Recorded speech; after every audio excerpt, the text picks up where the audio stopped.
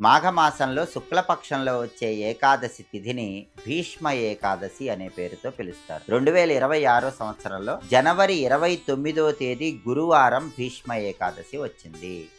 భీష్మ ఏకాదశికి ఉన్న ప్రాధాన్యత ఏంటంటే, మాఘమాసంలో శుక్లపక్షంలో అష్టమి తిథి రోజు మహాభారత యుద్ధంలో భీష్ముడు శరీరాన్ని విడిచిపెట్టాడు. మాఘమాసంలో శుక్లపక్షంలో అష్టమి రోజు భీష్ముడు శరీరాన్ని విడిచిపెడితే దాన్ని భీష్మాష్టమి అనే పేరుతో పిలిచారు.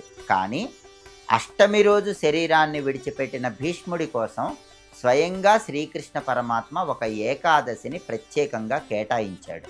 అదే భీష్మ ఏకాదశి.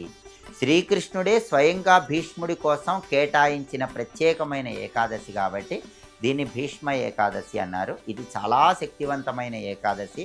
భీష్మ ఏకాదశి రోజు ఎవరైనా విష్ణు సహస్రనామ స్తోత్రాన్ని చదివినా విన్నా కోట్ల జన్మల్లో